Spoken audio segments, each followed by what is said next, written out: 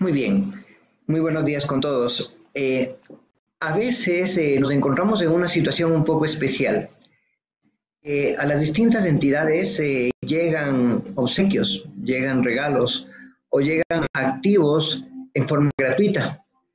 Y verdaderamente eso nos genera algún tipo de inquietud, de incertidumbre, como cuál debería ser el tratamiento específico ante estas situaciones. Entonces, cuando tenemos nosotros un activo, verdaderamente hay dos preguntas fundamentales.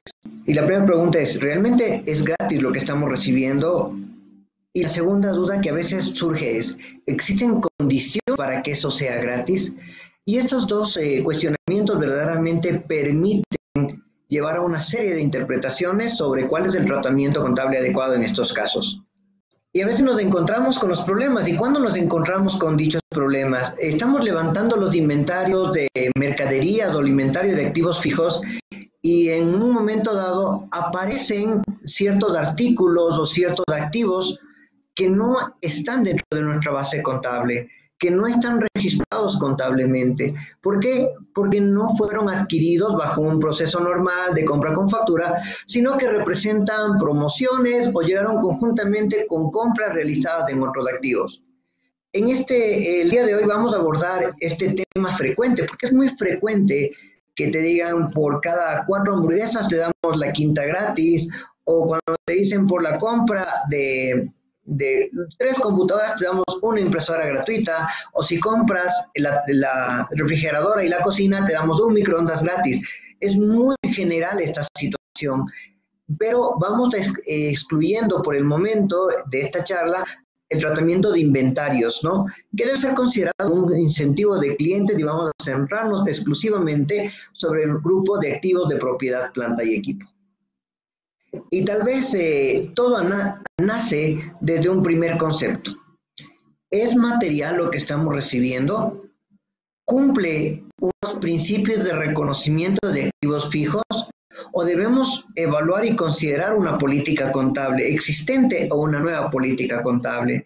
Ya llegamos justamente a un tema bastante interesante, la materialidad. A veces ciertos activos no cumplen la definición de materialidad. Si nosotros nos ponemos a analizar el concepto de activo, el concepto de activo está sustentado nace un hecho pasado del cual tienes control y esperas un beneficio futuro. No está bajo la concepción de estimar un valor que podríamos decir razonable o un valor en el cual nosotros podemos sustentar el activo. El activo no da ningún de valor. Entonces, lo que primero nosotros debemos entender es cuándo debemos registrar como activo y cuándo no debemos registrar como activo. Y tal vez para cumplir este aspecto debemos anclarnos a los conceptos de materialidad. Para entender el concepto de materialidad podríamos citar algunos ejemplos, como es el caso de las luminarias en una oficina. Las luminarias pueden tener una vida mayor de un año, o sea, te da un beneficio futuro asociado, tú tienes el control y nace de un suceso pasado. Inicialmente cumpliría la definición de un activo, pero nos enfocamos al aspecto.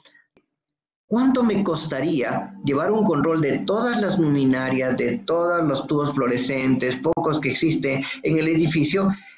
Y si eso justifica la información que me va a brindar.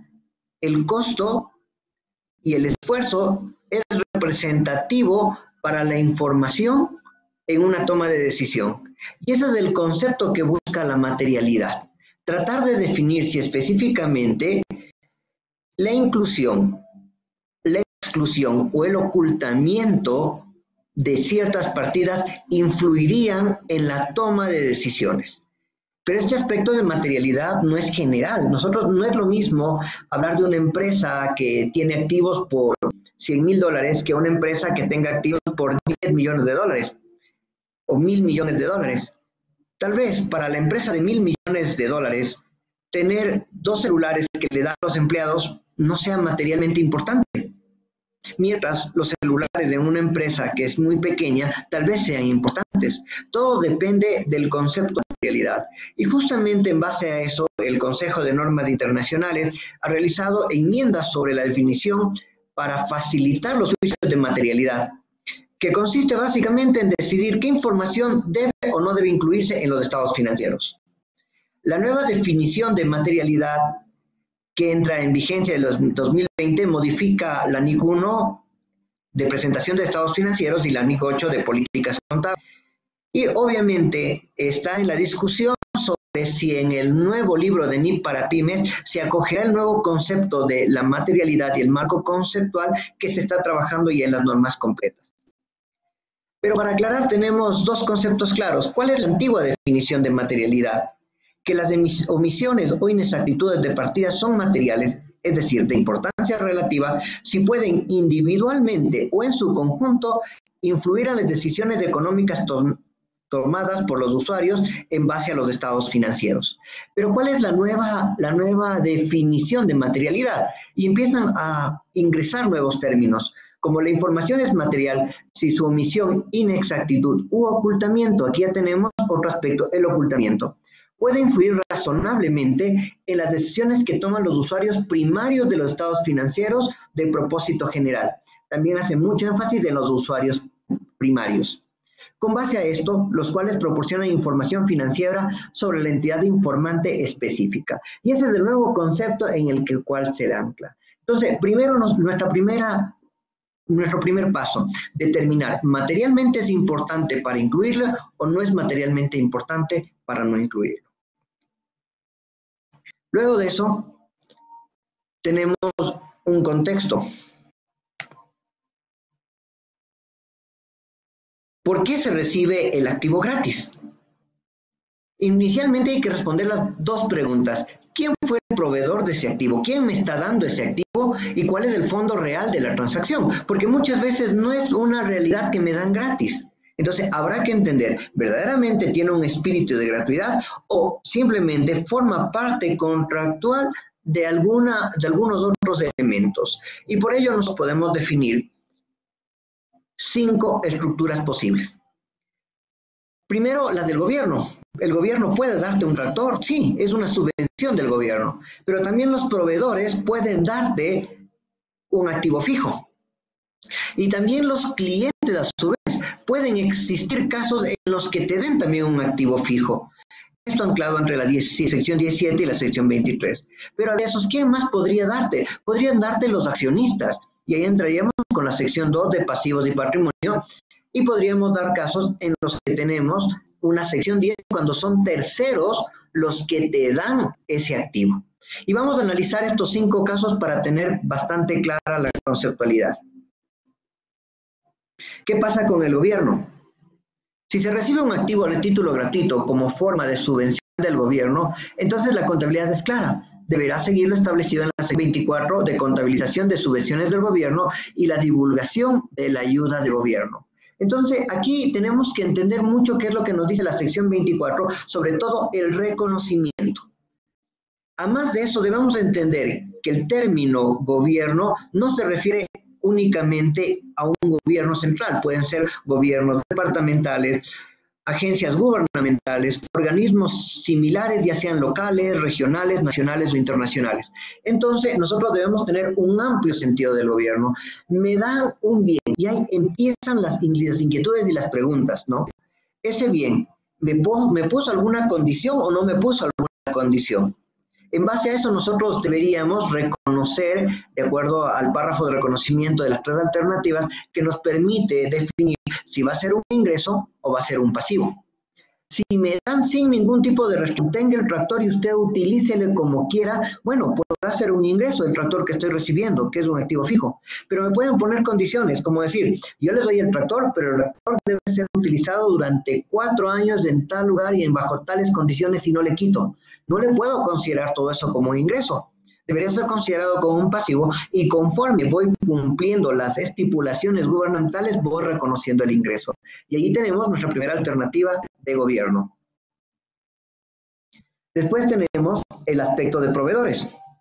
Se puede recibir gratuitos de los proveedores por varias razones y de estas maneras a veces nace como parte de un contrato en la compra de otro bien. En este caso se asigna parte del precio de la compra entre todos los activos recibidos. Entonces vamos a compartir algo muy rápido en Excel.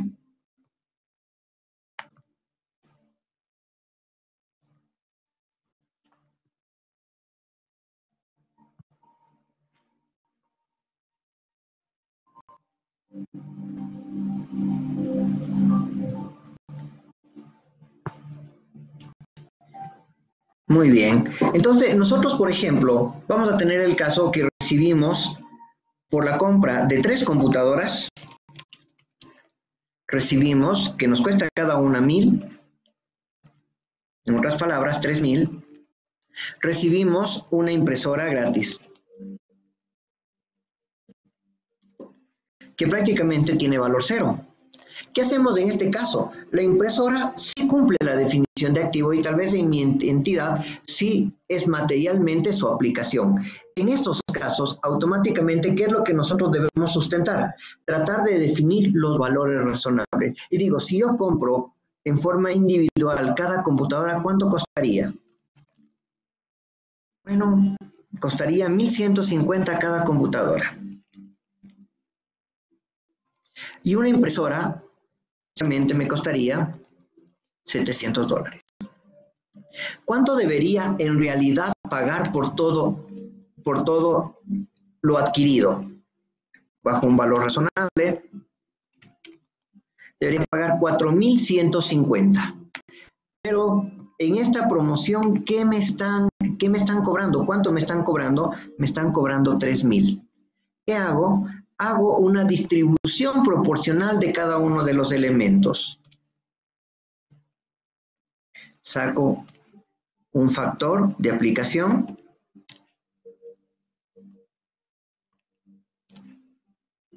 y este factor de aplicación justamente utilizo en el valor asignado. De esta manera, acabamos de entender que nosotros, es verdad, tenemos $3,000 en total entre 4 elementos, pero ya hemos asignado un valor a la impresora que sería de 506.02.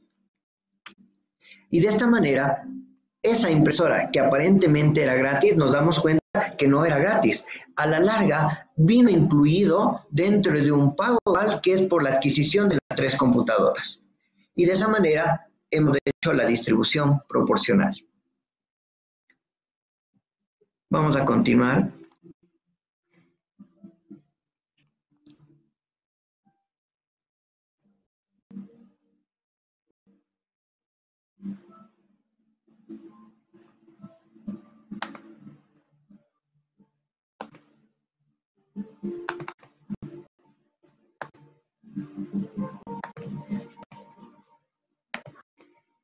Entonces, ya tenemos claro el contexto del gobierno, tenemos el contexto de los proveedores, pero también puede darse casos especiales del cliente. Cuando se recibe un activo gratuito de su cliente, dentro de algún contrato se considera una contraprestación no monetaria que requiere incluir el valor razonable de la contraprestación no monetaria en el precio de la transacción. Esto es un caso un poco especial que antiguamente era asumido o era tratado por la CINIP número 18 y que actualmente se incluye dentro de la NIP 15 y que paralelamente estaría analizado dentro de la sección 23 de ingresos de actividades ordinarias. ¿Cuándo se puede dar esta situación? Vamos a poner un caso global. Imaginémonos que nos contratan para realizar un levantamiento de activos fijos, ¿ya? Pero nosotros no tenemos la impresora que realiza la etiquetación, la que imprime la etiqueta para los activos. Y el cliente me dice, ¿qué te parece? Yo te pongo la impresora para que tú realices mi trabajo y al final hazme un descuento y yo te entrego y tú te quedas con la impresora. Entonces, el momento en el que nosotros decimos que te quedas con la impresora, automáticamente es un ingreso que estamos recibiendo. Entonces, el cliente está negociando conmigo. El cliente automáticamente está dándome una concepción de una contraprestación no monetaria. Entonces, ¿qué es lo que me dice? Yo te voy a pagar $2,000 por realizarme el levantamiento de los activos fijos y al final te vas a llevar la impresora. Una impresora de las mismas características costaría $500. Lo que quiere decir que el verdadero ingreso que estoy recibiendo no son los 2,000, sino más los 500 de la impresora que acabo de recibir. Y en este caso estaríamos hablando de que también existe un reconocimiento de un activo cuando se dan estas situaciones con los clientes. También es muy común que a veces los accionistas justamente ceden algún tipo de activo. Pero debemos tener claro, una contribución de accionista no debe ser reconocido como un ingreso en los resultados del todo. El marco conceptual excluye estrictamente las contribuciones de los accionistas dentro de la definición de los ingresos. Entonces, en este caso, el control pasa a nombre de la empresa. Pero nosotros, ¿cómo deberíamos reconocerlo? Deberíamos reconocer a su valor razonable porque es una contribución del accionista. Y en este momento, ese valor que sea considerado como parte del patrimonio como una contribución especial. En algunos países se hace necesario formalizar el aporte del accionista en especie, hacer un aporte en especie para que sea reconocido. Pero el contexto es que si un accionista entrega un bien a la empresa, se convertiría en su parte patrimonial. De igual forma, llegamos a otro tema que no es común, pero a veces en nuestra realidad contable se brinda, ¿no? Activos cedidos por tercero. Este hecho no es muy común, pero suele suceder. Ocasionalmente, recibir un activo gratuito de persona como regalo sin condiciones. Por ejemplo, muchas entidades reciben maquinaria de equipos de fundaciones sin costo alguno. Entonces, sí puede darse por aspecto de fomento, por aspecto de aporte, en el que me entrega una máquina o una fundación para que mejore mis procesos de agricultura. Entonces, son activos cedidos por terceros, pero también nos encontramos bajo otras situaciones. Es muy común en nuestro medio que dentro de las empresas familiares, ya sea no siempre un accionista, porque si es accionista deberíamos considerar el ítem anterior. Pongamos el caso, el papá del dueño de la empresa le ha cedido un terreno en comodato para que realice sus actividades. Entonces nosotros podemos entender que sí existe una conceptualización. Habría que ver las limitaciones del comodato, habría que ver si existen cláusulas protectivas y poder definir si efectivamente podría ser considerado como una subvención dependiendo de los contratos dados. Y no solamente de terrenos, puede dar una máquina, porque el papá tenía desde hace muchos años atrás una máquina que cosecha arroz, una cosechadora, y simplemente le entregó a la empresa, y el papá no es socio de la empresa, es el papá del dueño. Pero al ser empresas familiares nos encontramos en estas situaciones. Y estos temas sí requieren justamente un análisis de otras, porque no son temas contemplados. En este caso, tenemos que remitirnos a la sección 10 de políticas contables, estimaciones y errores, para poder definir cuál sería el procedimiento adecuado.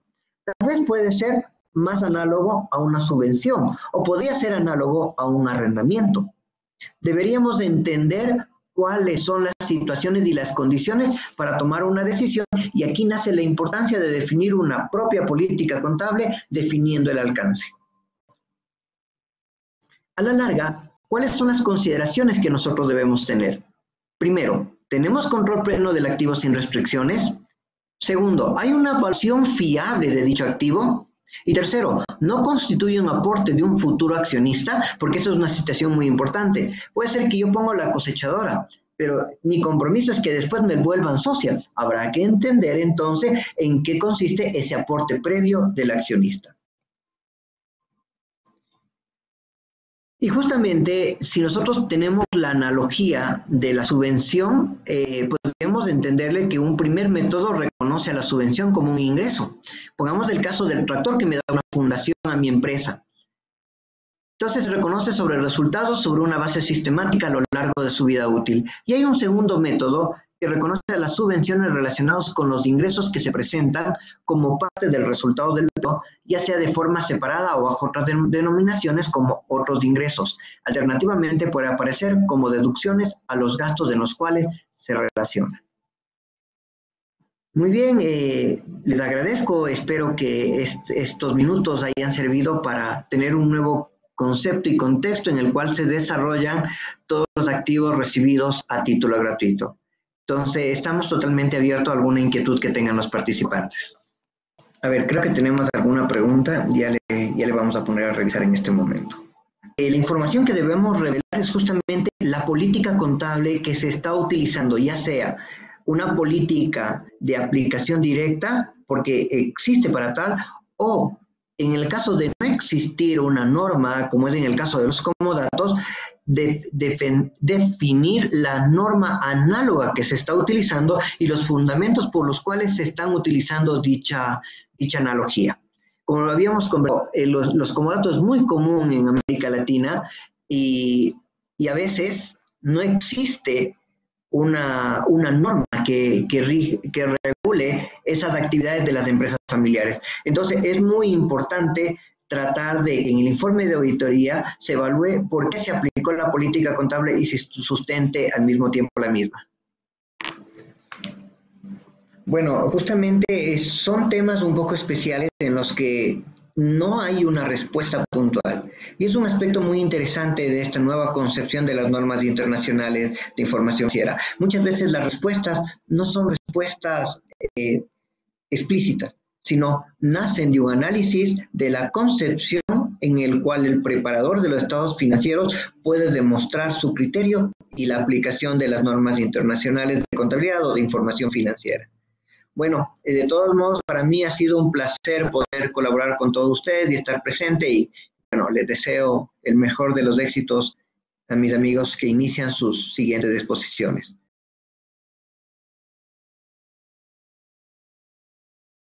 En primer lugar, muy buenos días, colegas y público en general. En esta oportunidad me permito saludarlos por el Día del Contador. Hoy estamos de aniversario, celebrando los 60 años de nuestra profesionalización, la Ley 13253. Un saludo especial al colega Juan Javier, presidente de la Junta. Hace algunas semanas, porque esto es un proceso de celebración por aniversario del Día del Contador y llegó el día central que es el 11 de septiembre. Hace algunas semanas participamos con un conversatorio sobre líneas de investigación contable, tendencias y perspectivas. Y en esta oportunidad trataremos el tema de investigación contable cualitativa y cuantitativa. Pero antes de iniciar con la exposición, me gustaría invitarlos a fin que visiten el Centro Nacional de Investigación de las Ciencias Contables, que ha sido creado en este año 2019 por la Junta de Decanos de los Colegios de Contadores Públicos del Perú. ¿Por qué les pido que nos visiten? Porque necesitamos el apoyo de ustedes, necesitamos desarrollar la teoría contable que hoy en día está en todo su furor. Y el centro tiene este propósito. Muy bien, empiezo entonces con el tema investigación contable cualitativa y cuantitativa. Se habla mucho de la investigación contable desde hace tiempos muy remotos. La primera surge justamente con una investigación cuantitativa, que significaba tomar una medición de las variables y poder numéricamente expresarlo o hacer un análisis estadístico. Esto significa que es a través principalmente de una medición. Sin embargo, últimamente estamos tratando de desarrollar investigaciones cualitativas, que por supuesto no son de gran escala, se está ya fomentando, y principalmente en la carrera del contador público, ya que la tendencia de nuestras investigaciones son más hacia la investigación cuantitativa. Bien, conversando entonces al respecto, podríamos tener lo siguiente. Bien, empecemos entonces con el tema de investigación. Cuando uno inicia una investigación, obviamente lo más importante, el núcleo, es identificar cuál es el problema de cierto fenómeno, de cierto tema, y en este caso surgen muchas ideas que van justamente para poder recolectar la información. Luego, una vez que tenemos la recogida de datos, necesitamos identificar cuáles son esas variables que están causando están originando el problema y cuáles son estos impactos, ¿no? Estas son las variables que van a intervenir. Haríamos un análisis de la situación problemática, principalmente considerando que la causa que origina el problema, que es la variable independiente, es tan importante tenerla presente, es tan importante desarrollarla, porque si a falta de esta variable o como consecuencia de su deficiencia podría impactar en muchos temas, ¿no? Que sería la variable dependiente. En el caso de la variable dependiente, dependiendo de qué tema es el que se va a determinar, la variable independiente es la que vamos a analizar todos los problemas que han surgido en esta variable independiente, a falta de la variable independiente. Muy bien, y si esto lo llevamos a cierto sector económico, ¿no? Que sería la variable interviniente, podríamos nosotros señalar que este sector económico en un tiempo lejano podría presentarse una situación no muy relevante si no se resuelven estos problemas. Y aquí viene la intervención en este caso del investigador, con su aporte, donde indica que si esta variable independiente es la que está causando el problema, en este impacto, en este problema de la variable dependiente, y estamos pronosticando que pueden surgir situaciones catastróficas si es que esto no se resuelve como problema, el investigador aporta y sugiere cierta estructura, en el caso de lo contable, cierto sistema contable, cierta propuesta que de una u otra manera podría resolver el problema. Entonces surge una serie de ideas y en función de eso empezamos nosotros ya a desarrollar, ¿no? desarrollar la teoría. Y entramos justamente a que la metodología es inclinarnos hacia una investigación cualitativa o de lo contrario a una investigación cuantitativa.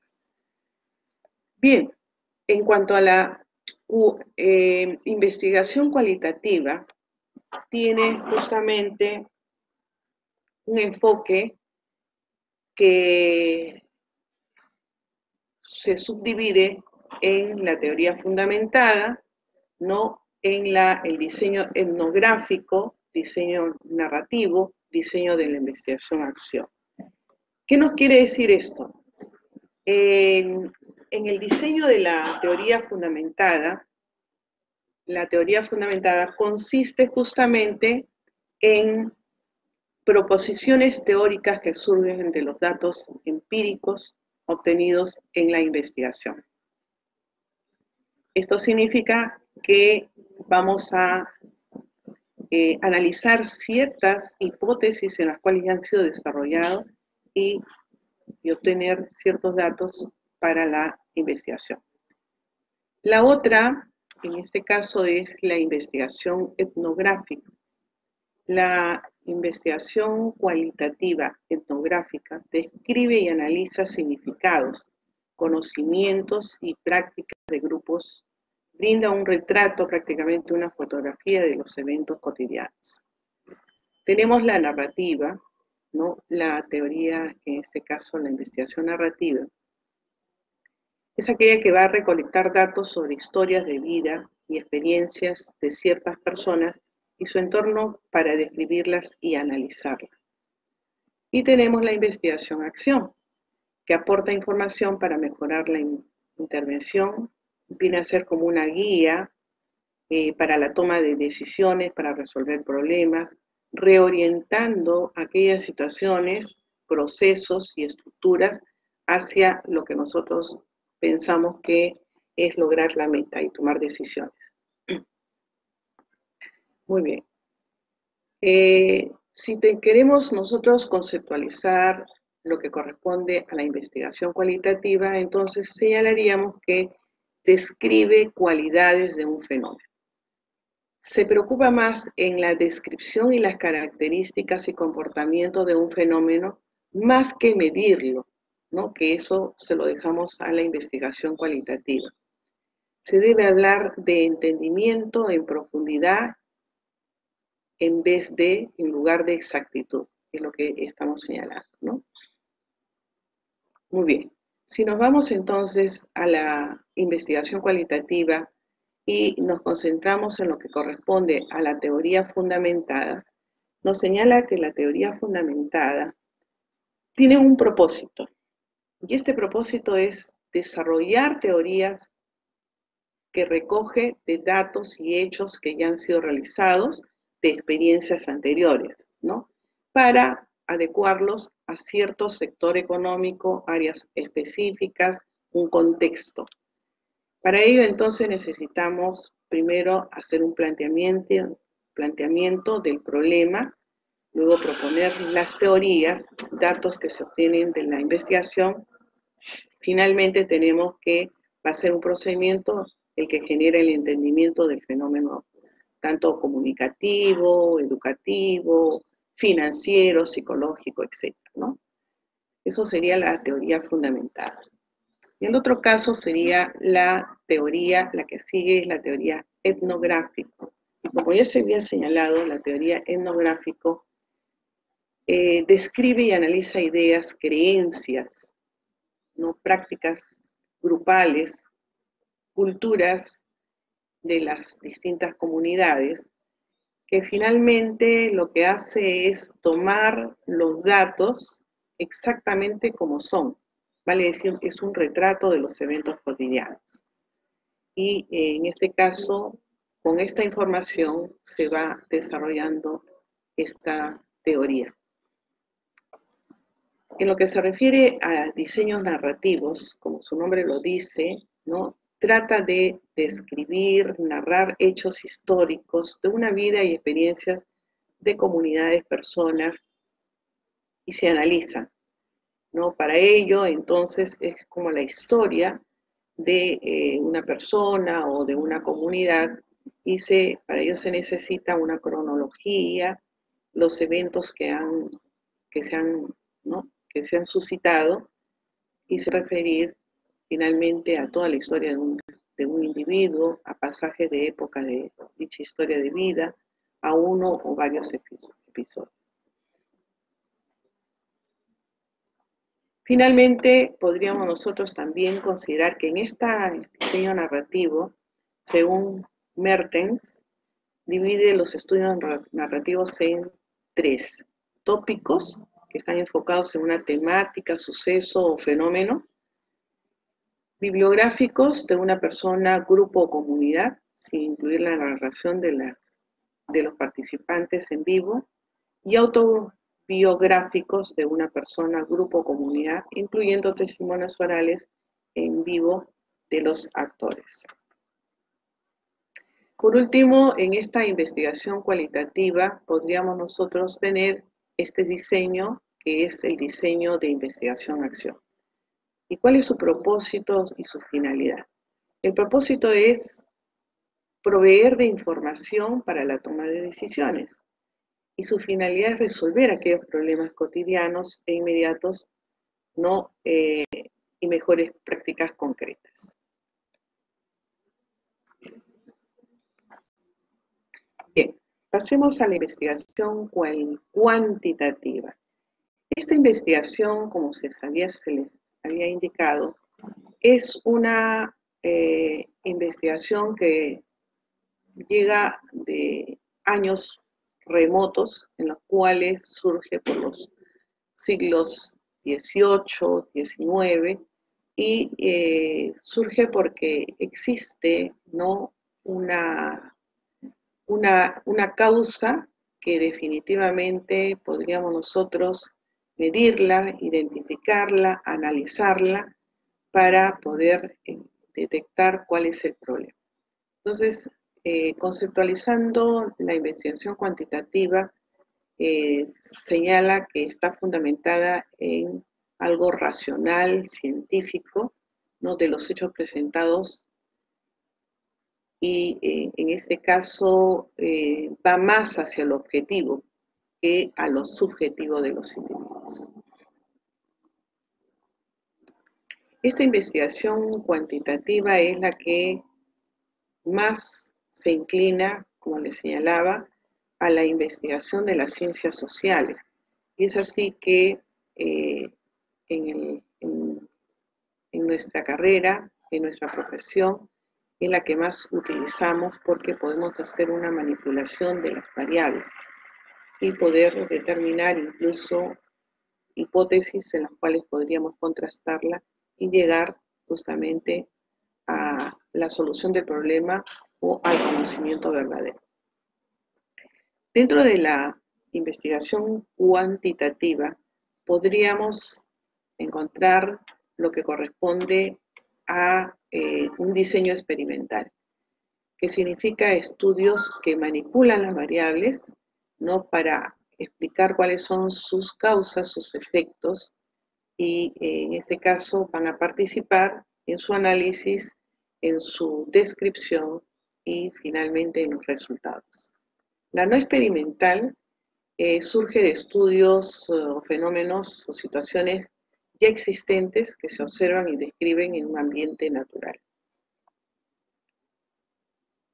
¿Qué problemas de tipo cuantitativo podríamos tener?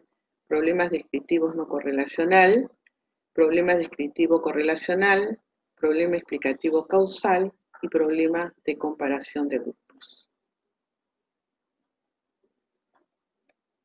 Vamos a hacer ya un paralelo, un comparativo de diferencias entre lo que corresponde a una investigación cualitativa y una investigación cuantitativa. En lo que se refiere a la investigación cualitativa, pues está centrada en ciertos fenómenos en los cuales lo que se busca es analizarlos con profundidad para entenderlos, para comprenderlos. En tanto, la cuantitativa más bien está basada en la inducción probabilística del positivismo lógico, que significa ya hacer uso de variables desarrolladas para medir su grado, en todo caso, de profundidad. La investigación cualitativa se refiere a la observación naturista sin control, mientras que la investigación cuantitativa es una medición penetrante y controlada. Por un lado, hablamos que la cualitativa se preocupa más por la persona, por sus emociones, por la sensación, por comprender al sujeto, mientras que en la cuantitativa observamos que va más hacia lo práctico, hacia lo objetivo, hacia lo concreto. Con la cualitativa podemos inferenciar datos, podemos nosotros generalizar, presentar información muy general, mientras que en la investigación cuantitativa las inferencias son más de los datos cuantitativos. En la cualitativa es una investigación que va en búsqueda justamente de conocer, por eso es que se explora, se busca lo específico, ¿no?, para seguir detallándolos, seguir investigando sus elementos en profundidad y describirlos. Mientras que en la cuantitativa ya da resultados para confirmar si efectivamente es lo que nosotros habíamos planteado como hipótesis, ¿no? Va más de lo general hacia lo específico. Está orientada hacia el proceso. ¿Por qué? Porque va desde un input en el cual vamos a ir identificando cuáles son los hechos, cuáles son estos fenómenos, cuál es su comportamiento, y finalmente vamos a tener un resultado. A diferencia de que la cuantitativa va más hacia lo concreto, hacia determinar resultados. Sí, efectivamente, la investigación cualitativa son ricos en datos muy profundos, mientras que en la cuantitativa son sólidos y repetibles.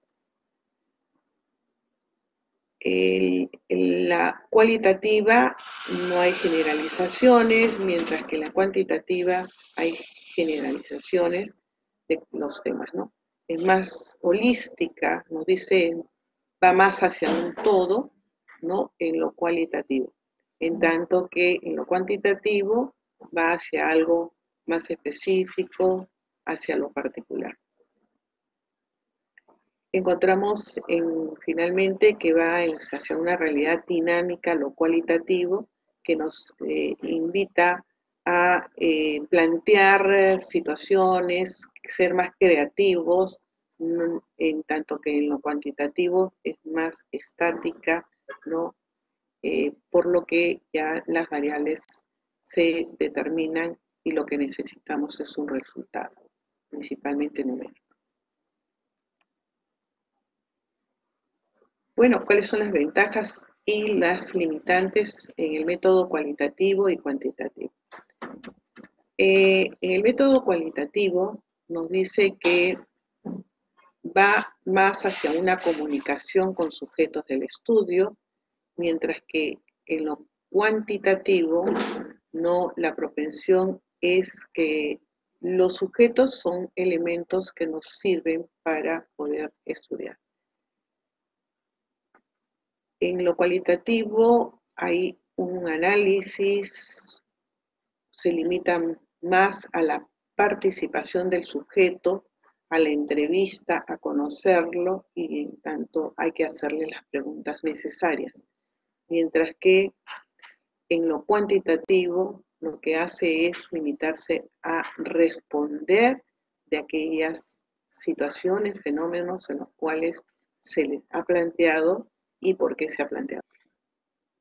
Muy bien, definitivamente las ventajas de ambos son profundas, importantes.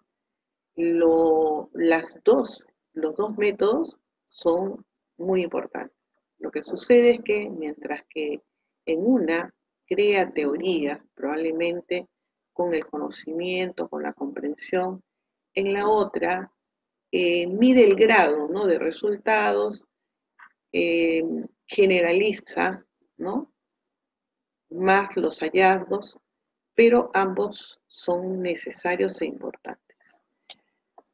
Muy bien, hasta aquí mi participación en lo que se refiere a la exposición y encantadísima de poder escuchar algunas de las inquietudes de ustedes. Doctora Elsa Choi, muchas gracias por su exposición. En estos momentos vamos a dar inicio a lo que es las preguntas de los participantes en caso lo tengan, ¿sí? Esperamos unos minutos, por favor. Justamente está escribiendo la señorita María Guzmán. Ya, muy bien. A ver, María, muy buenos días. Sí, me dice tu pregunta, ¿cómo incentivar la investigación cualitativa en la ciencia contable? Es la primera pregunta. Y la segunda es, ¿cree que se trata de un proceso continuo del capital intelectual? Muy bien, contestemos. ¿Cómo incentivar la investigación cualitativa en la ciencia contable? Importantísima tu pregunta, puesto que efectivamente ese fue el propósito de esta exposición. La investigación cualitativa es la que nos va a permitir conocer a profundidad nuestra teoría contable, que desde ya no va en paralelo a los cambios vertiginosos que están sucediendo en el mundo de los negocios, en un mundo globalizado. Y esa es la idea. La idea es de que nosotros tengamos que investigar con mayor profundidad la contabilidad ambiental, la contabilidad social, el conocimiento artificial, etcétera, como tú lo señalas muy bien, con el capital intelectual. Efectivamente, no se trata justamente de ir a más profundidad. Y de ir a más profundidad significa que es todo un proceso que el principal, en este caso el principal actor es la persona, el profesional, el investigador, el docente investigador, ¿no?, que con sus conocimientos puede crear teorías, nuevas teorías en lo que se refiere a contabilidad. No sé si hay alguna repregunta.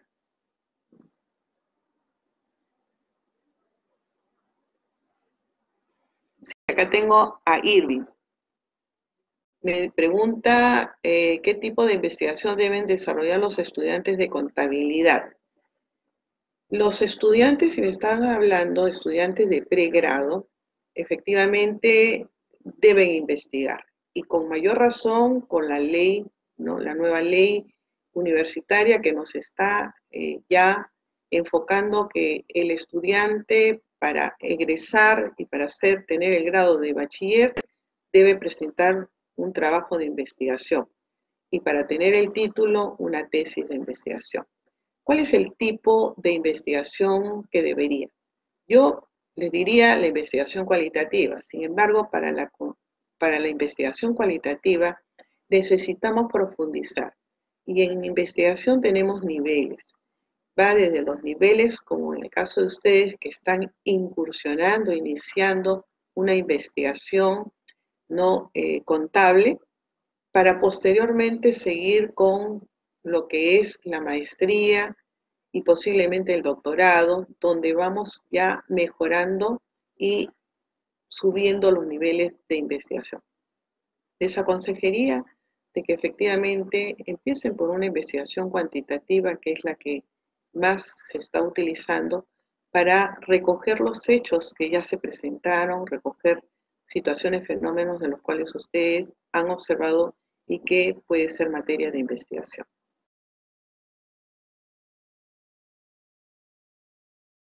Muy buenas tardes a todos y todas. ¿Se escucha perfecto?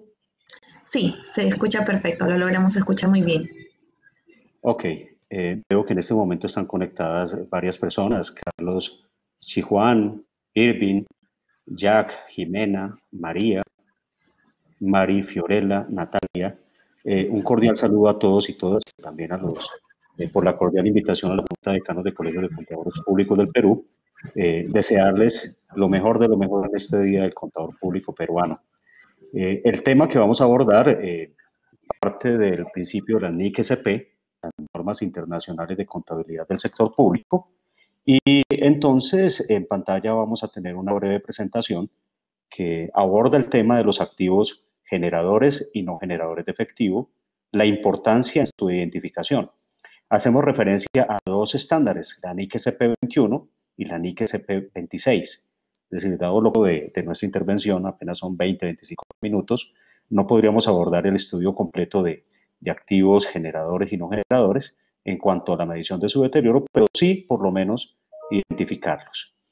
Entonces vamos a pasar a la siguiente diapositiva y vamos a hacer una breve introducción. He tenido la precaución de colgar también en esta diapositiva los vínculos en Internet a las páginas web para que ustedes descarguen información que en forma posterior les permita un estudio más detallado de lo que vamos a hablar. Lo primero decirles que el sector público actualmente, no importa el país, sobre todo en Latinoamérica, Perú, Colombia, Ecuador, etcétera, etcétera, Argentina, nuestros gobiernos tienen limitaciones de presupuesto, cada vez incrementar impuestos, hacer reformas tributarias, tiene resistencia por parte de la gente. Entonces, por el otro lado, también cada vez más los gobiernos requieren atender una mayor cantidad de bienes y servicios demandados por comunidad. ¿Qué hay que hacer? Mejorar la finanza pública mediante el uso de información contable, pero no información contable fundamentada en la caja, como era tradicionalmente en nuestros países, sino en el actual, o que también se denomina contabilidad del devengado o contabilidad de la causación. Si miramos un poco más en detenimiento, tenemos pues el club del G20, ahí hay varios países latinoamericanos dentro de este grupo, pues, por ejemplo está Argentina, está Brasil, está México. Podríamos encontrar que hay un compendio de estándares claves para la mejora de la transparencia, la responsabilidad o lo que también pudiéramos denominar como la rendición de cuentas. Esos estándares claves, ustedes tienen ahí a mano izquierda la relación, haría énfasis en el 5, 6, 7, el 5, gobierno corporativo, el 6, contabilidad NIF, y el 7, auditoría NIAS. Y como podemos apreciar, tanto Fondo Monetario Internacional como Banco Mundial, como el FSB, el Financial Stability Board, ven con muy buenos ojos la implementación de este tipo de convenios o compendio de estándares claves. Por el otro lado, OCDE, en el caso de mi país, Colombia, nosotros ya estamos involucrados dentro de esta organización, el Club de las Buenas Prácticas. Ve con muy buenos ojos la aplicación de estándares contables, tanto los surgidos de IFAC como también los de FASB o los de IASB. Entonces, en nuestros países hemos avanzado bastante con esos temas, tanto en los temas de NIAS como en los temas de NIC-SP, pero recordemos un poco de IFAC, cuál es el objetivo principal de SAS, que es el organismo emisor de las normas públicas. Lo he resaltado acá un poquito tomando la metodología de nuestros colegios y cuando estábamos en la media secundaria, es información útil. Objetivo fundamental de IPSAS, la generación de información útil. ¿Para qué? Para la transparencia y rendición de cuentas, mejorando la calidad como el detalle de la información para una eficiente toma de decisiones. Una vez recordado este objetivo, tendríamos que ver también en dónde se encuentran estos estándares del sector público y vamos a encontrar que el último publicado por IPSAS-B corresponde al Manual 2018 de Pronunciamientos Contables del Sector Público Internacional. Aquí en la parte inferior ustedes pueden encontrar el link de descarga. Son poquitas hojas, son 3 tomos que en total suman 2.468 páginas, como para un regalo del Día del Contador. Entonces vamos a encontrar un prólogo en el tomo número 1, un marco conceptual de NIC-SP y la NIC-SP de la 1 a la 27 en el primer tomo.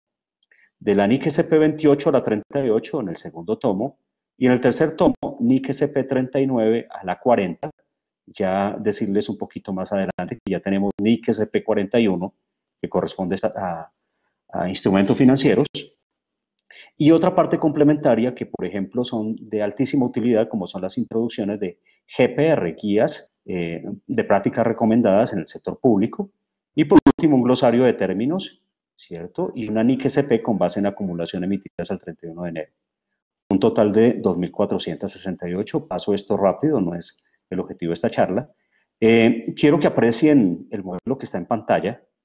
Ese modelo era el modelo sugerido por IPSAS-B antes de los cambios del año 2016. ¿Qué tenemos allí? Que el gobierno general pudiese estar subdividido en un gobierno central, un gobierno regional, un gobierno local, y tanto el central, regional como local, la recomendación de IPSAS-B es la aplicación de las IPSAS o NIC-SP. En tanto que empresas públicas tendrían que aplicar un marco normativo coherente con el emitido por el IASB, que corresponde a las NIF. Bajo este esquema, recordarles nuevamente que esto es antes de los cambios del año 2016. Por este otro lado, entonces, a partir del año 2016, 21 de abril, es emitido por parte del IPSAS-B el modelo de aplicabilidad de las IPSAS. Ese modelo lo que hace básicamente es distinguir 2 tipos de empresas. Voy a retornar un poquito atrás. En general, antes de los cambios, las empresas públicas aplicaban NIF, podrían ser plenas o pymes, dependiendo de si los instrumentos de deuda o patrimonio estaban cotizados en mercados públicos de valores o eran compañías listadas. Pero a partir de la reforma que tiene que ver con la aplicabilidad de las IPSAS, algunas empresas públicas pudiesen estar catalogadas como orientadas a la prestación de servicios en general a las personas o a una comunidad. Y por el otro lado, las que realmente eran empresas públicas orientadas a la generación de utilidades. Entonces, esta guía de orientación de IPSAS-D lo que nos dice es que hay que hilar bien delgado, hay que hacer un diagnóstico de entidad por entidad y dependiendo de si es una entidad de gobierno, aplicaría las IPSAS-B o NIC-SP, y por el otro lado, si es una empresa, determinar si esa empresa tiene netamente orientación al bienestar de las personas. Si eso ocurre, entonces esa empresa no va a aplicar NIF, sino va a aplicar NIC-SP. También entonces, para aquellos que quieran profundizar un poco más en el tema, aquí está el link de descarga. Decirles que así como como contadores públicos aprendemos muy bien el tema de cómo navegar dentro de la página de SUNAT, o en el caso nuestro de la DIAN, o en el caso de Ecuador del SGRI, es conveniente que aprendamos a conocer también la página que tiene que ver también con el emisor del estándar. Voy a compartir aquí un segundo la pantalla. Vamos a decirle esto. Y esta página que tenemos acá corresponde a la página del IFAC o IFAC, que es el emisor de los estándares.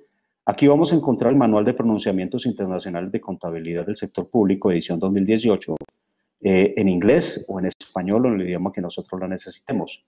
Volumen 1, volumen 2, volumen 3. Pero es importantísimo que nosotros nos inscribamos, es gratuito, que aprendamos a navegar dentro de la página de la IFAC y con eso entonces poder tener información a la mano. Recordemos que este organismo IFAC es importantísimo para la carrera, como quiera que ellos emiten las NIAS a través del IAASB, el emisor de los estándares NIAS, o también del IESBA, el emisor de del Código de Ética Profesional, o en este caso el IPSASB, que emite la NIC-SP. Entonces, decirles nuevamente que es importantísimo aprender esta página, dada la cantidad de información y de cambios que se están suscitando también en nuestra profesión contable. Muy bien, entonces ya les había dicho un regalito, tenemos el primer regalo del Día del Contador Público Peruano, 2.468 páginas de NIC-SP, Norma Internacional Contable Pública, el modelito que teníamos, el modelo de la aplicabilidad de las IPSAS, y decirles que también, al igual que las NIF, el marco normativo correspondiente al sector público está en constante cambio. De hecho, hace poco hubo la reunión de FOCAL, que tuvo ocurrencia en Brasil, y allí se dio a conocer este documento que tienen en pantalla, que es el Plan de Trabajo y Estrategia 2019 a 2023. Es decir, qué va a pasar para los siguientes 4 y 5 años en cuanto a los temas de norma pública.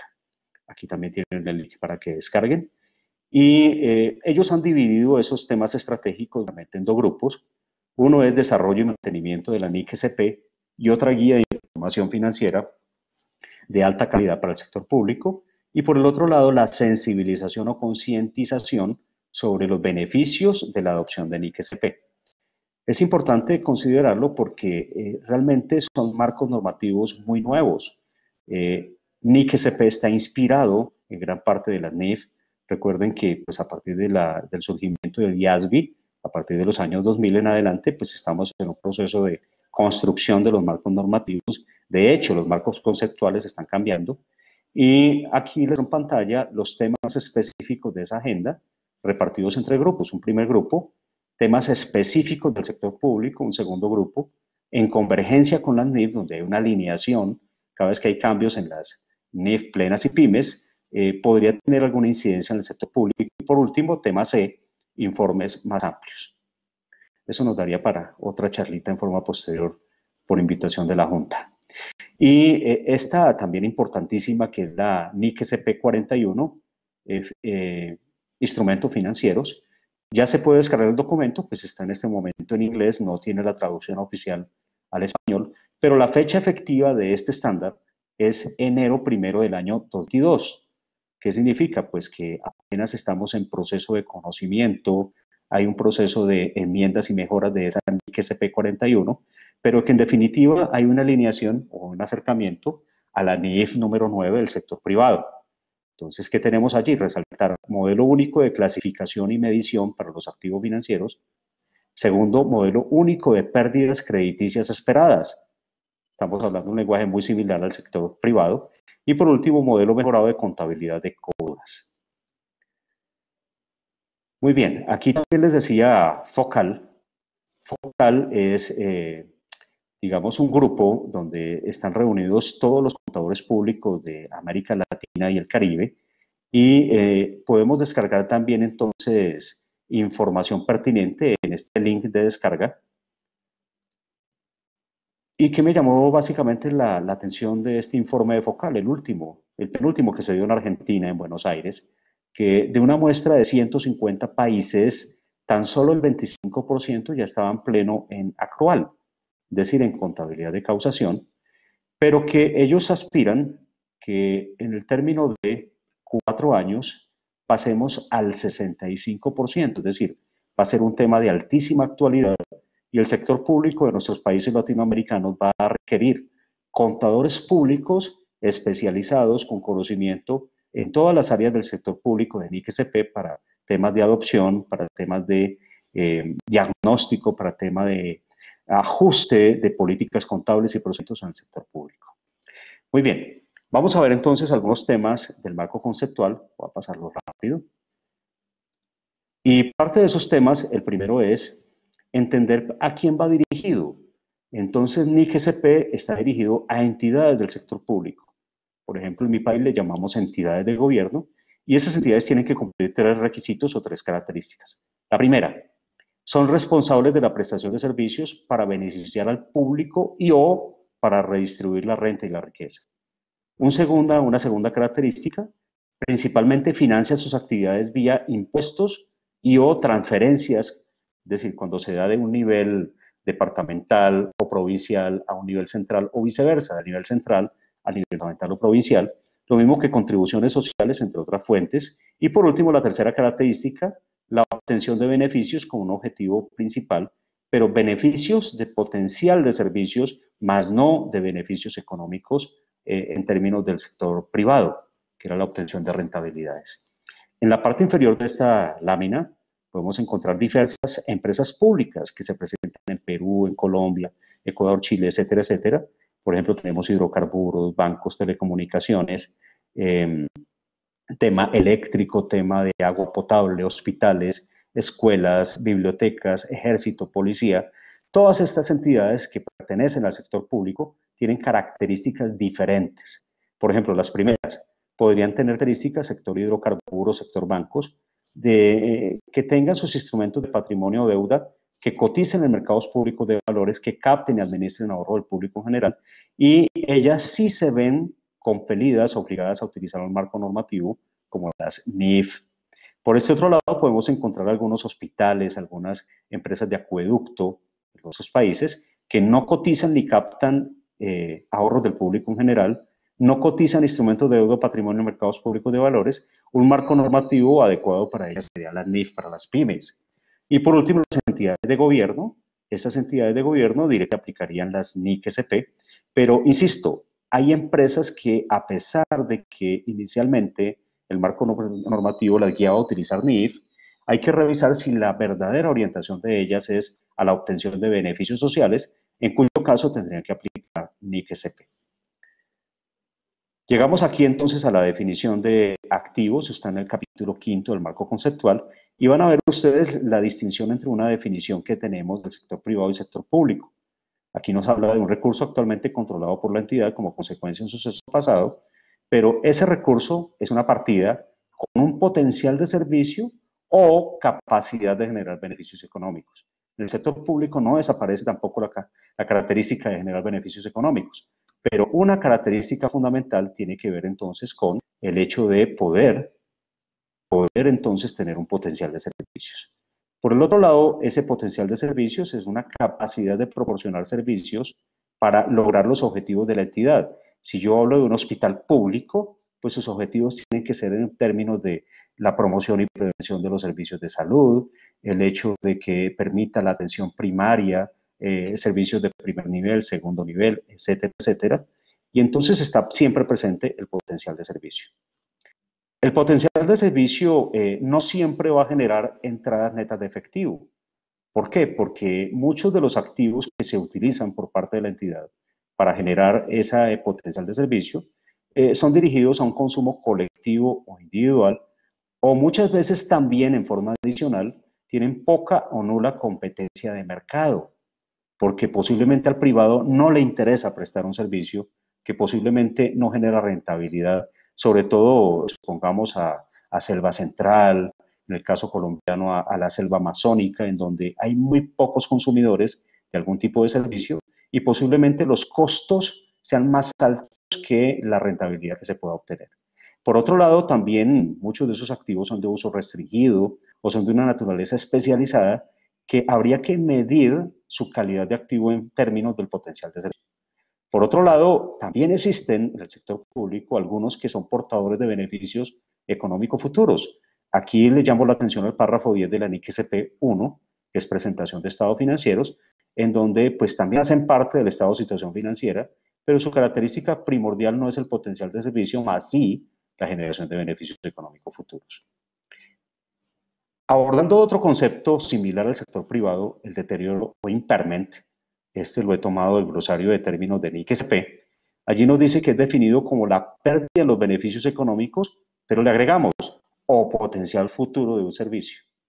Y entonces lo que nos dice allí que la premisa fundamental consiste en que ningún activo que se reconozca en el estado de situación financiera debiera estar informado por un valor superior al importe recuperable. Y ese importe recuperable depende de si se usa o se vende. Y es donde cobra especial importancia el concepto que estamos analizando hoy. En esta gráfica hay una breve descripción del esquema del deterioro y aparecen dos estándares en particular, la NIC SP21 y la NIC SP26. Entonces, si yo no distingo un activo generador de un activo no generador, es muy complicado poder aplicar este estándar. La NIC SP21 está dirigido a activos no generadores de efectivo y la NIC SP26 deteriora el valor de activos generadores.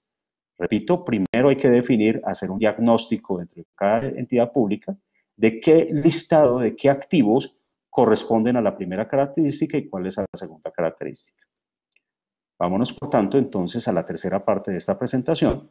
Y la tercera parte, entonces, entender que desde el punto de vista del sector público, IPSB ha definido dos tipos de activos. ¿Cuándo hago este análisis? Cuando tengo propósito de evaluar el deterioro. Obviamente también existen indicios internos y externos que nos permiten evidenciar situaciones de deterioro o de pérdida del valor de activos generadores y no generadores. El que es generador de efectivo son activos mantenidos con el objetivo fundamental de generar un rendimiento comercial. Y la definición que me da IPSASB es muy sencilla. Los que no cumplan la primera característica, pues entonces son activos no generadores de efectivo. Así muy sencillo. Entonces, ¿cuáles son generadores? Los cuyo objetivo fundamental es generar un rendimiento comercial. Los que no cumplen esa característica son activos no generadores. Esto se entiende mejor con un ejemplo. Entonces, voy a permitirme leer este pequeño caso. Una entidad pública de investigación en temas de salud, eso se da en todos nuestros países, por ejemplo, para temas de vacunas, para los temas de generación también de procesos de promoción y prevención en servicios de salud. Esta entidad presta servicios a particulares, pero cada vez que presta servicios a particulares, cobra una tarifa por dicho servicio. De manera tal que esa entidad, dentro del estado de situación financiera, va a presentar elementos de propiedad, planta y equipo, que podrían ser equipos médicos científicos, y obtendría ingresos de recursos propios por la venta de esos servicios a la comunidad, y a su vez ingresos por transferencias de entidades públicas del orden nacional. Entendamos que muchas veces ese instituto de investigación en temas de salud no basta con los recursos que obtenga de venta del sector privado, sino que el nivel central gubernativo tiene que enviarle recursos adicionales. Entonces, los elementos de propiedad, planta y equipo que se utilicen en la prestación del servicio remunerado a la comunidad constituyen activos generadores de efectivo. Ahora, ¿qué sucede si cambiáramos el caso y vamos a entidades públicas que tienen elementos de propiedad, planta y equipo que, por ejemplo, puede ser una biblioteca? Y esos servicios los tengo con objetivo de gratuidad y libre acceso a la comunidad. En ese caso, esos activos, esos elementos de propiedad y equipo, van a ser considerados activos no generadores de efectivo. Ojo, resalto que no solamente es propiedad, planta y equipo, también puedo tener intangibles, activos que pueda tener clasificados como activos corrientes, cartera, inventarios, que también tendría que hacer la clasificación entre generadores y no generadores de efectivo. Por último, también pueden ser de uso mixto, es decir, supongamos el mismo caso de la biblioteca. Dentro de la biblioteca tenemos una fotocopiadora y algunos de los usuarios de fotocopia, es decir, usuarios de la biblioteca que requiera una fotocopia en particular de algunos textos, nos podrían pagar por dicho servicio, más sin embargo, consideraríamos de acuerdo al estándar ANIC-SP, que es un activo no generador de efectivo porque su vocación, la principal parte del tiempo, es la prestación de servicios de gratuidad. Pero también podríamos tener el tema de, por ejemplo, una carretera que haya sido entregada, que haya sido concesionada, de pronto no concesionada, que tengamos un peaje o un cobro de uso de esa carretera, pero que a su vez la misma entidad pública pueda utilizar esa misma carretera. La vocación de ese activo es ser generador de efectivo. Y sin embargo, cuando otras entidades públicas que tengan acceso a uso de las redes de carreteras de manera gratuita, no le cambia la característica de ser un activo generador de efectivo. Es decir, prevalece la principal característica objeto de la generación de beneficios económicos futuros. De manera tal que entonces se requiere bastante juicio profesional, pues para poder distinguir entre uno y otro, y antes de aplicar NIC SP y NIC SP 21 y 26, los temas de deterioro, el impairment, pues debemos hacer un diagnóstico y en ese diagnóstico completo de la entidad, mirar las características propias de la entidad, el objetivo fundamental de la misma para lo cual está diseñada, y eso requiere pues la preparación del contador público. Por último, llegar a unas consideraciones finales. Dentro de esas consideraciones, reiterándolas, si yo quiero establecer una efectiva, eficiente política contable, unos procedimientos coherentes para la aplicación de la NIC SP21 y NIC SP26, es decir, para la medición, reconocimiento y medición del deterioro, necesariamente voy a requerir entonces claridad entre qué es un activo generador y no generador de efectivo. Y por último, también decirles que las entidades fiscalizadoras superiores, las contralorías, las auditorías en nuestros países, son más conocidas como entidades fiscalizadoras superiores, las SAIs.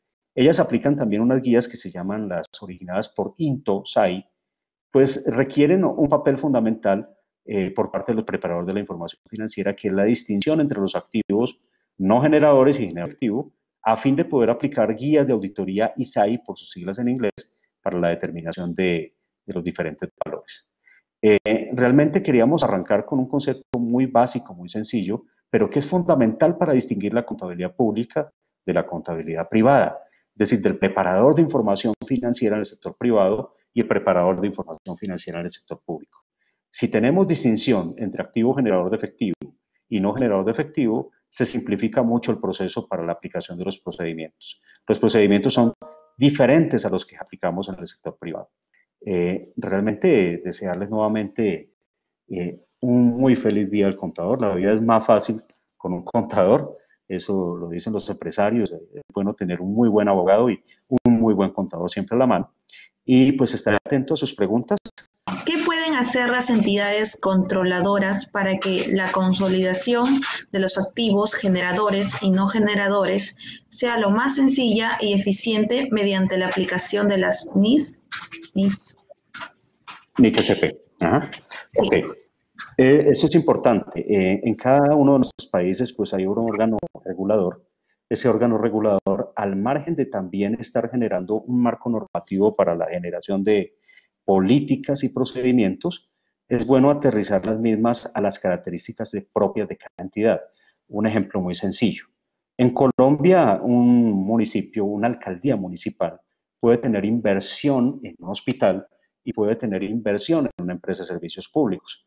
Obviamente, la controladora es la entidad de gobierno que aplica NIC SP y por tal entonces se debe generar procedimientos específicos que permitan entonces poder consolidar la información del hospital, la información de la empresa de servicios públicos. Para ello es clave que el catálogo contable sea determinado por el regulador para que de esa manera también se simplifique la parte de la carpintería, es decir, la parte procedimental para poder entonces alinear. Las políticas contables entonces de la controladora, pues no es el caso nuestro en este caso porque estamos hablando del deterioro, lo que debiera prever entonces es el flujo de esa información hacia la controladora.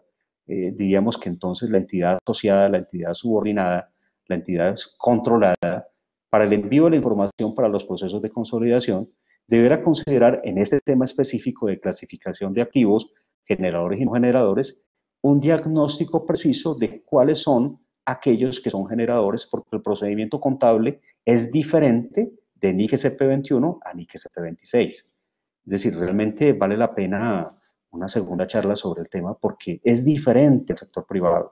El sector privado hablamos del valor razonable menos los costos de vender, por un lado, y por el otro lado hablamos del valor de uso. Pero cuando hablamos aquí de valor de uso en el sector público, pues el tema es un poquito más complejo, porque estamos hablando de valor de reposición a nuevo, valor de reposición, si también toca rehabilitar, si estamos hablando de una carretera, los costos de rehabilitación de la carretera, etcétera, etcétera, etcétera.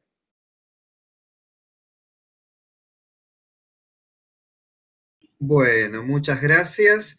Primero que nada, quería desearles un muy feliz Día del Contador a todos los amigos, colegas del Perú que hoy están celebrando su día, que están celebrando su mes, porque algunos me hablan del mes del contador público, así que, bueno, felicidades en el mes del contador público peruano.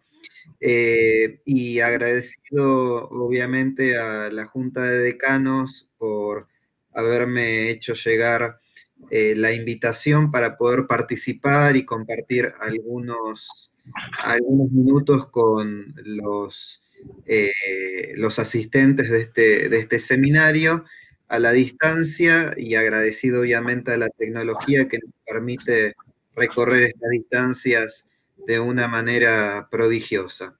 El tema que me propuse abordar para estos minutos que tengo asignados es el de los estados financieros y el concepto de entidad que informa en el marco conceptual 2018 del IASBI, dado que encuentro que el tema es muy relevante y que ha venido a poner claridad sobre un aspecto conceptual que antes estaba faltando, que es básicamente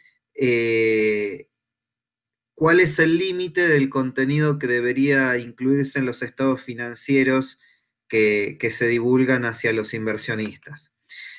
Primero que nada, recordemos que el marco conceptual del IASB, del Consejo Emisor de las Normas Internacionales de Información Financiera, fue revisado a lo largo de un proceso bastante extenso, y ese proceso finalizó con la emisión de un nuevo marco conceptual en marzo del año pasado, en marzo de 2018, manteniendo el estatus original que tenía ese marco, es decir, el de proporcionar asistencia al IASB y a los preparadores de estados financieros, pero nunca ponerlo en un orden de prelación por sobre una norma particular. Y es importante destacar que por parte de quienes emiten estados financieros, el marco conceptual que se emitió en marzo de 2018 va a ser de aplicación obligatoria recién a partir de los periodos anuales que se inician el 1 de enero de 2020. Sin embargo, tanto el IASB como el IFRS Interpretation Committee, el anteriormente llamado IFRIC, ya lo utilizan para poder realizar sus razonamientos a la hora de emitir o de interpretar la aplicación de una norma.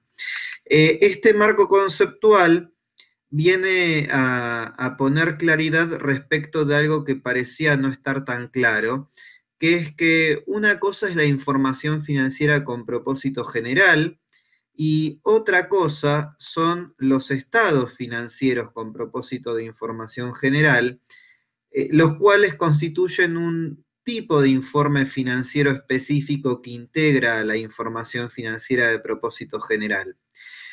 Cuando uno va al título, el título es Marco Conceptual de la Información Financiera, no Marco Conceptual de los Estados Financieros. Con lo cual, todo lo que se diga dentro del marco conceptual resultará de aplicación para los informes que integren los estados la información financiera de propósito general, a excepción de determinadas secciones que expresamente están diseñadas para asistir a los conceptos que intervienen en la formulación de los estados financieros y no de la información financiera entendida como algo más amplio. Para poder poner algún ejemplo y que se pueda entender. En muchos países, las entidades que divulgan sus estados financieros a inversionistas y otros proveedores de recursos, les es requerido también que se divulgue una memoria por parte de los directores de esa compañía. También se la conoce como carta de los directores o carta de los administradores o carta de la gerencia o el management letter, que es básicamente un comentario que hacen los administradores, los directores de esa entidad hacia los inversionistas para que comprendan el contexto del año que ha finalizado, las perspectivas de cara al futuro, el ambiente de negocios, la evolución de la compañía dentro de la industria, la evolución de la industria dentro de su posición relativa en el PIB de cada país, bueno, y distintas cuestiones que podrían ser de interés para los inversionistas.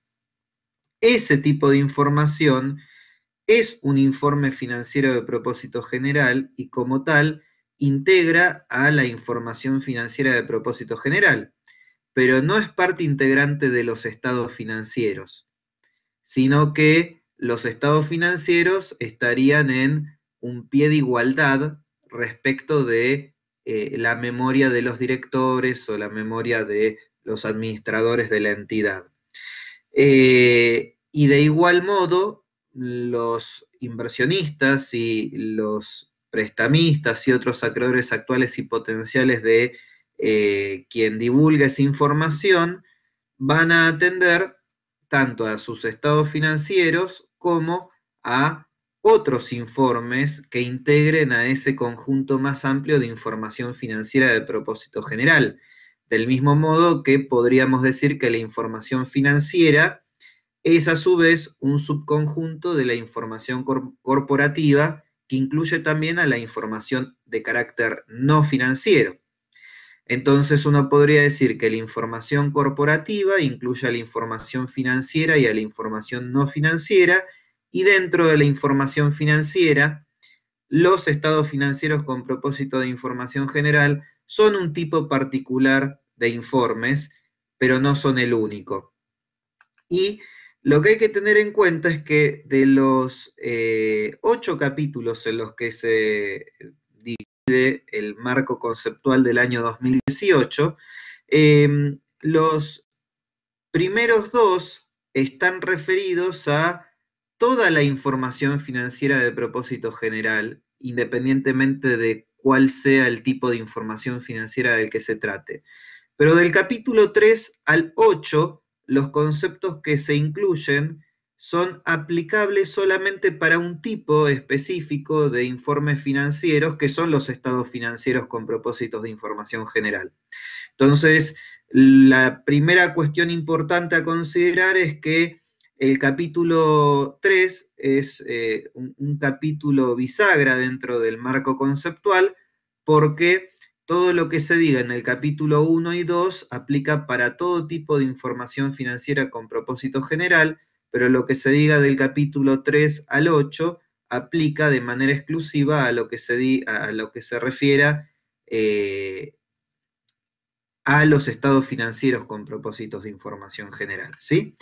Entonces, este capítulo 3, que actúa como bisagra, lo primero que hace es definirnos al marco conceptual, a los estados financieros con propósitos de información general en el contexto del marco conceptual y definirnos a qué se refiere la información contenida en los estados financieros.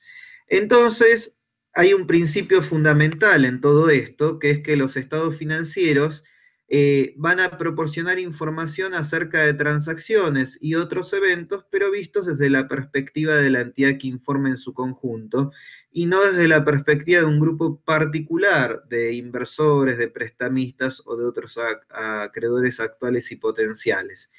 Y obviamente, si la perspectiva que se adopta para elaborar los estados financieros es la perspectiva de la entidad que informa, es importante definir qué es entidad que informa, porque finalmente los estados financieros con propósitos de información general van a referirse a esa realidad que concita el interés de los usuarios principales, que es la entidad que informa.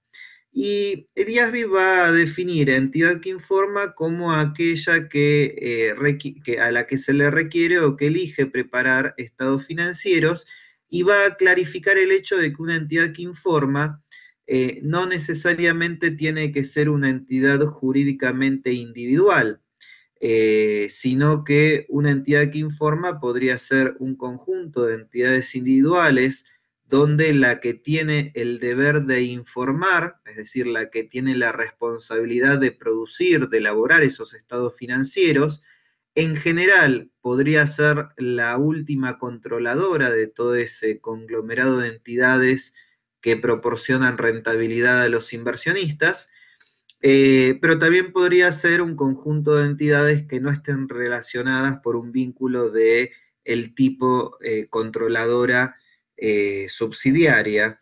Y en ese caso, obviamente, definir los límites de esa entidad pasa a ser un poco más complejo. Entonces, la norma va a decir que a cada tipo de entidad que informa le corresponderá un tipo determinado de estado financiero. Cuando una entidad controladora de otras, ¿sí? Porque en los términos de alguna norma particular se podría afirmar que ejerce el control, emite estados financieros, nos referiremos a que la entidad que informa prepare estados financieros consolidados. ¿Y por qué los estados financieros consolidados son los que terminarán importando desde la perspectiva de los usuarios principales de esa entidad que informa, que es un grupo en este caso? Bueno, porque los usuarios principales son los acreedores, los inversionistas actuales y potenciales de la entidad, en este caso con deber de informar, que no es lo mismo entidad con deber de informar que entidad que informa. Para ponerlo en blanco sobre negro, si quien divulga, quien distribuye los estados financieros a los usuarios principales es la controladora es la entidad con la responsabilidad de informar, pero no es lo mismo decir que es la entidad que informa. La entidad que informa es el grupo económico. A lo mejor una traducción más entendible hubiera sido entidad sobre la que se informa más que entidad que informa, porque estamos refiriéndonos a la realidad sobre la cual van a comunicar los estados financieros con propósitos de información general. Ahora, si esa misma controladora tuviera por algún motivo que preparar su información referida solamente a ella y no a la realidad entidad que informa igual grupo económico, ahí nos referiremos a los estados financieros no consolidados, y desde esa visión, cualquier participación que la entidad que informa tuviera sobre otras entidades no se incluiría línea por línea en los estados financieros de esa entidad que informa, sino que se las informaría como se informa cualquier otro activo, ¿sí? Un activo de propiedad planta equipo, un activo de propiedad de inversión o los inventarios de la entidad que informa. Ahora bien, podría darse un caso menos frecuente en nuestras latitudes, pero no por eso inexistente en la realidad global, que es que la entidad que informa esté compuesto por un grupo de 2 o más entidades que no estén relacionadas por un vínculo controladora subsidiaria. En ese caso, hablaremos de que los estados financieros que se refieren a este tipo de entidad que informa son estados financieros combinados.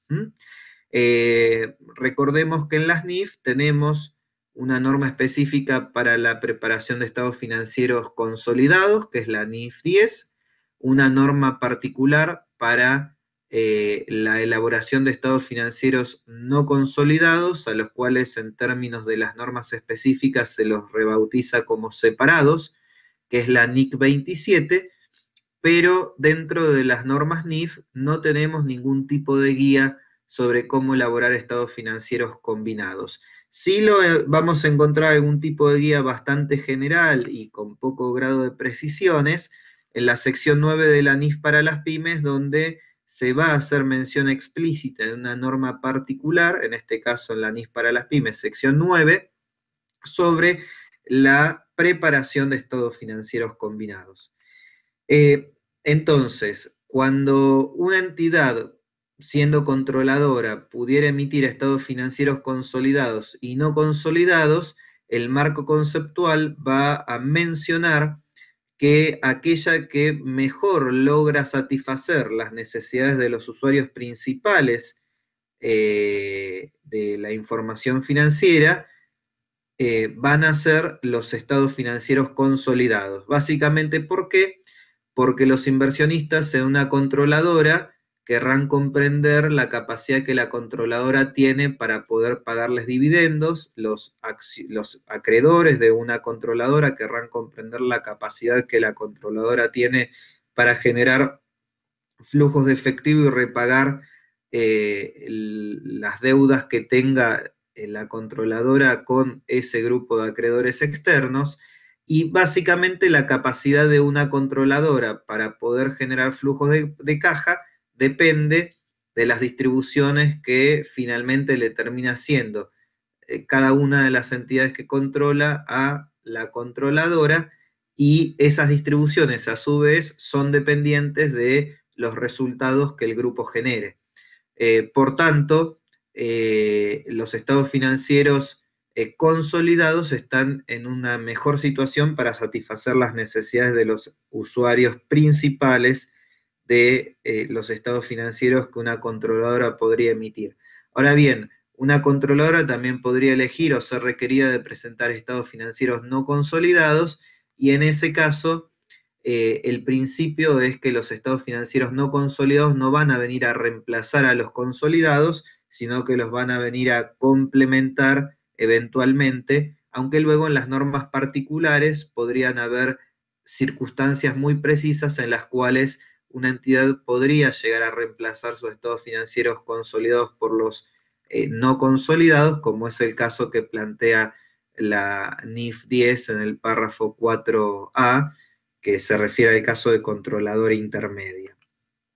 Y finalmente, un punto fundamental de toda esta presentación es que cuando nos proponemos determinar cuál es la entidad que informa, rebautizada por mí como entidad sobre la que vamos a informar, es decir, aquella realidad sobre la que vamos a comunicar a los usuarios principales de los estados financieros, es importante que nos pongamos en los pies de esos usuarios principales definidos por el marco conceptual, para que el límite de la entidad que informa no termine conteniendo un conjunto arbitrario o incompleto de información sobre actividades económicas. Va a decir el marco conceptual que la inclusión de un conjunto de actividades dentro del límite de la entidad debe ser neutral, es decir, no debería forzar los límites de una entidad para excluir aquello que no quiero contarle a los inversionistas, ni tampoco debería formarlo para incluir dentro de los límites de esa entidad algunas actividades, algunas transacciones que no van a ser relevantes en el conjunto de la información que concita el interés de los usuarios principales. Para poner un ejemplo, una entidad podría realizar una operación de financiación fuera de balance a través de un vehículo de titulización, como podría ser un fideicomiso financiero, y forzar la idea de que, como se trata de un patrimonio jurídicamente autónomo y sobre el cual no existe algún tipo de participación en ese patrimonio de propiedad, entonces no debe ser incluida dentro de los límites de la entidad que informa. Ahora bien, como el hecho de financiarse por medio de estos vehículos compromete flujos de efectivo de la controladora, y por lo tanto eso terminará concitando el interés de los usuarios principales de sus estados financieros para comprender su verdadera capacidad para generar flujos de efectivo, uno termina concluyendo que dentro de los límites de esa entidad que informa habría que incluir también a estos vehículos de titulización, aunque el control no se ponga de manifiesto por un poder basado en derechos de voto, sino por un poder basado en la existencia de un contrato, en este caso un contrato de fideicomiso financiero.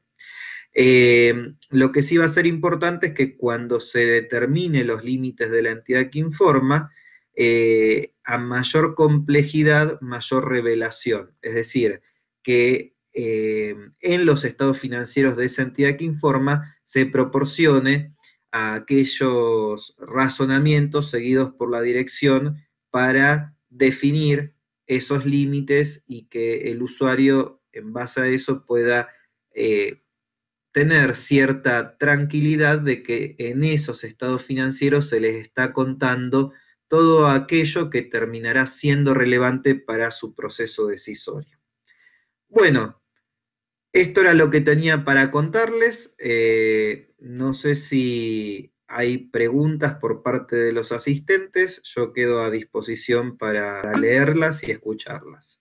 Acá me preguntan si entidad y entidad que informa son sinónimos. Bueno, voy a aclarar que no. Una cosa es una entidad y otra cosa es una entidad que informa.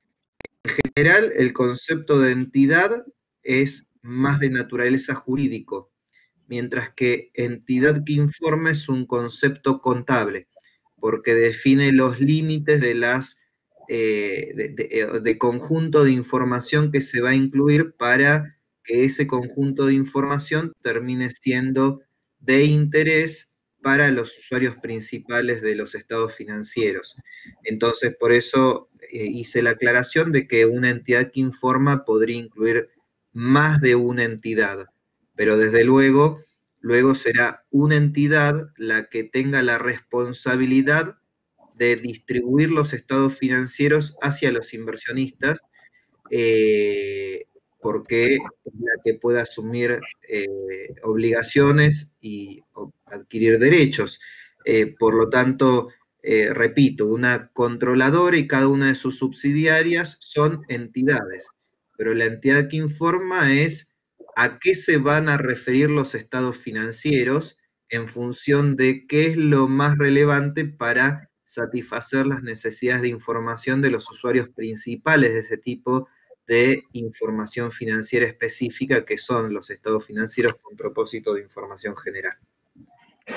De acuerdo, muchas gracias a ustedes, muchas gracias al doctor Juan Javier y a todos los que estuvieron participando de la presentación.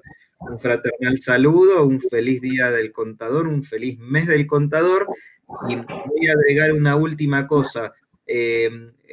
Mi anterior ponente, un amigo personal, Juan Carlos Leighton, hizo el comentario de que la vida de los empresarios es más simple o más feliz con la existencia de los contadores. Recordemos que, bueno, que los primeros que tenemos que recordarle a la sociedad la importancia que tenemos como profesión somos los propios contadores que la ejercemos. Así que, bueno, un saludo a cada uno de los que están del otro lado.